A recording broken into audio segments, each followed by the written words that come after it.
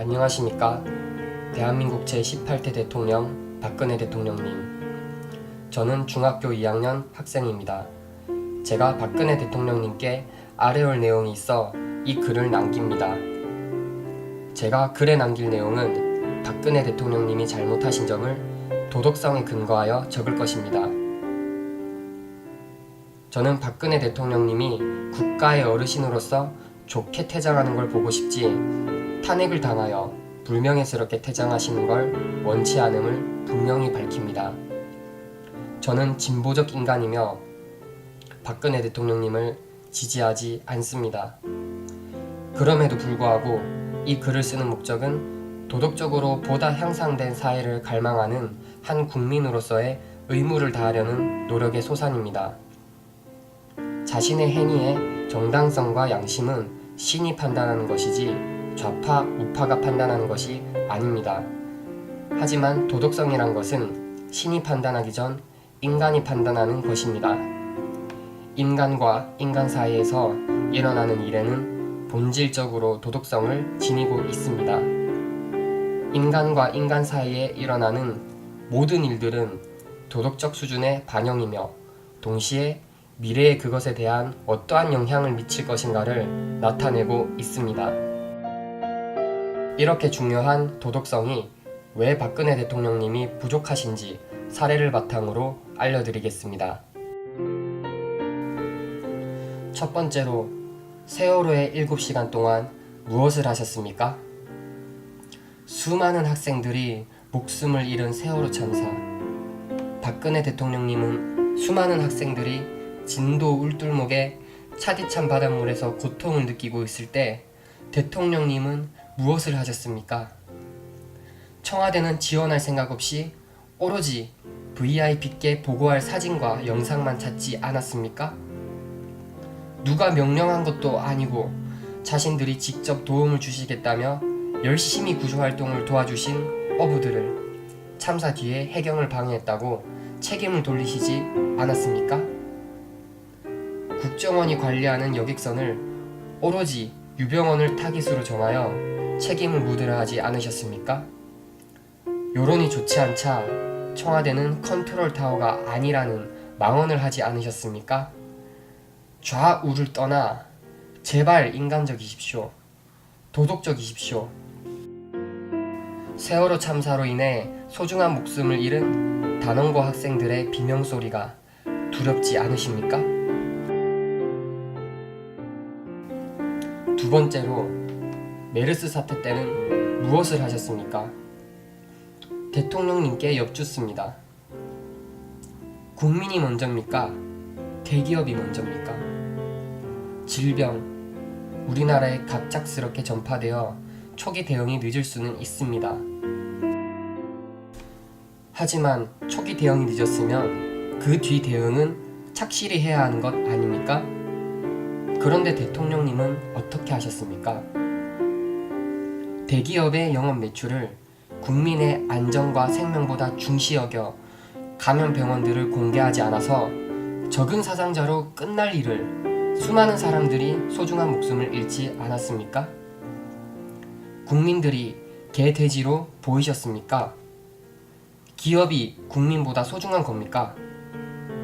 개, 돼지들이 적당히 병 걸려 죽든지 말든지 하셨습니까?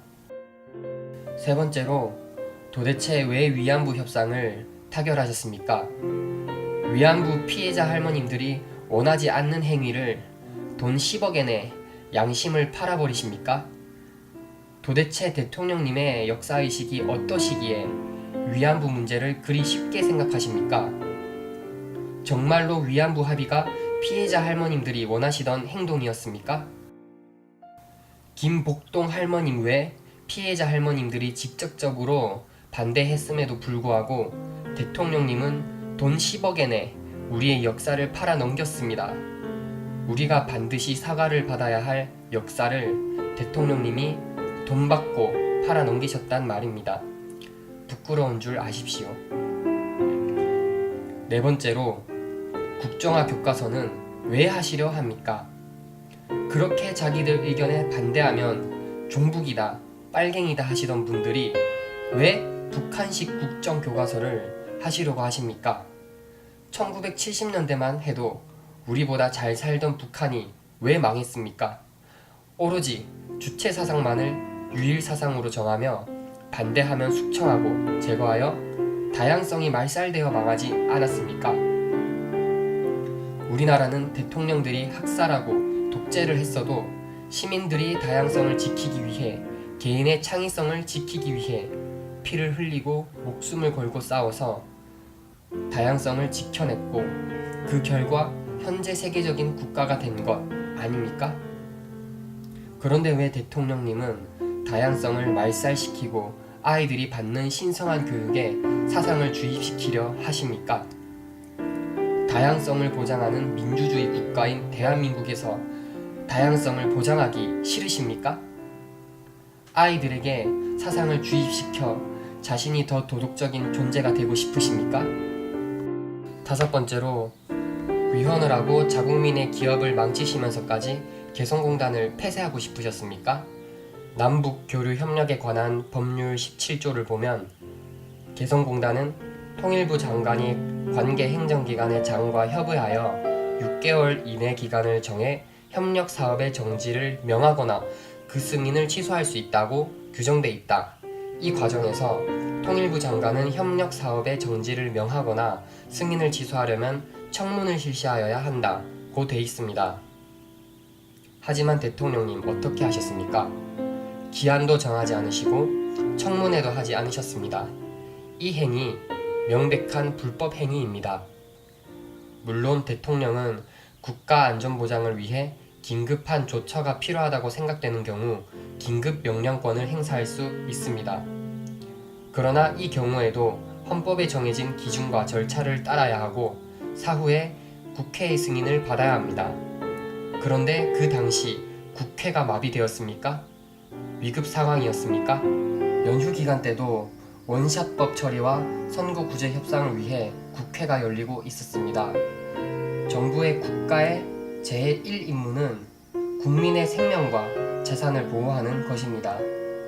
하지만 대통령님은 아무런 법적 근거 없이 개성공단 입주 기업들의 재산권을 침해하시지 않으셨습니까? 여섯 번째로 사드 배치입니다. 사드 배치가 필요하다고 생각하는 행위 자체가 나쁘다고 하는 것이 아닙니다. 저는 물론 사드를 반대합니다. 하지만 대통령님은 보수적 안보관을 가지고 계시니 사드 배치가 필요하다고 느끼실 수도 있습니다. 그럼 적어도 반대하는 국민들 보고 불순 세력이다, 외부 세력이다라고 몰아가시는 것이 아니고 사드가 왜 필요한지, 사드의 전자파는 어떻게 해서 안전하다고 생각하시는지를 국민들에게 말하며 설득시키셔야 하는 거 아닙니까? 그런데 대통령님, 국방부 장관님, 외교부 장관님을 비롯해서 정부는 무조건 필요하다고만 말하고 계십니다. 국민들은 사람입니다. 개, 돼지가 아닙니다. 사람은 생각할 줄 아는 동물이며 이해를 하고 생각이 바뀔 수 있는 것이 사람입니다. 정말 국민들을 사랑하신다면 국민들이 전쟁 위협을 느끼지 않고 생활에 집중할 수 있게 하는 것이 정부가 할 일입니다.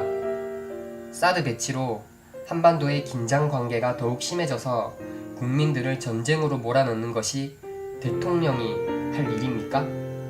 일곱 번째로 동남권 신공항입니다. 대통령님이 부산 방문하실 때 공약에서 동남권 신공항을 유치하겠다고 말씀하시지 않으셨습니까? 그런데 대통령님은 어떻게 하셨지요? 계속 질질 끌어서 밀양 대 부산의 갈등을 조장시키고 결국 신공항 유치를 백지화시키지 않았습니까? 대선 공약을 거짓말하시면서까지 PK의 지지를 얻고 싶으셨습니까? 양심이 있으십니까? 여덟 번째로 백남기 농민을 죽이셨습니다. 백남기 농민은 작년 광화문 광장에서 쌀값 인상 요구를 외치시다 경찰의 과잉 진압으로 인해 지난 9월 25일 돌아가셨습니다. 대통령님, 양심적으로 생각해 보십시오. 대통령님이 대선 때 쌀값 인상하신다고 하지 않으셨습니까? 그런데 쌀값이 더 내려갔습니다. 대통령님이 대선 때 필히 올리겠다던 쌀값이 내려가 백남기 농민은 쌀값 인상을 요구하셨습니다. 하지만 공권력은 자국민들 대하는 것이 아닌 적군을 대하듯이 하지 않으셨습니까? 경찰 내부 지침인 2000rpm 가슴 이하 살수를 어기고 2800rpm 머리 직사를 하셨습니다. 100번 양보해서 실수로 머리 직사를 했다고 합시다. 그러면 왜 백농민이 쓰러지신 후 구조하는 사람들에게 물대포를 살 수 있습니까? 박근혜 대통령님은 자기가 지시한 게 아니시니 억울하실 수도 있겠습니다. 그러면 적어도 사과해야 되는 거 아닙니까? 사과 한마디 없었습니다. 게다가 백남기 농민이 위독하시다는 소식을 듣고 백남기 농민이 치료받는 곳과 안치실 사이 통로에다가 경찰을 배치해서 시신을 빼가려고 하시지 않으셨습니까? 명백한 외인사를 병사라고 고쳐 백남기 농민을 2번 죽이고 싶으셨습니까? 백남기 농민이 병사라면 대통령님 아버지인 박정희 대통령도 병사입니까? 총에 맞았지만 심폐정지와 혈액순환 중지로 인한 세포 괴멸로 서가하셨으니 병사겠지요. 제발 국민을 인간 대하듯 해주십시오. 백남기 농민은 북한 괴뢰군이 아닌 당신의 국민입니다.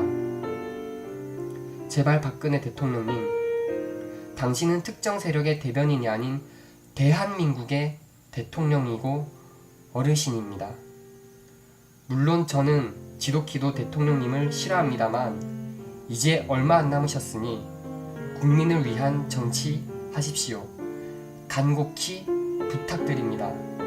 오늘은 우리 민족 최초의 국가인 고조선이 건국된 역사적인 날입니다.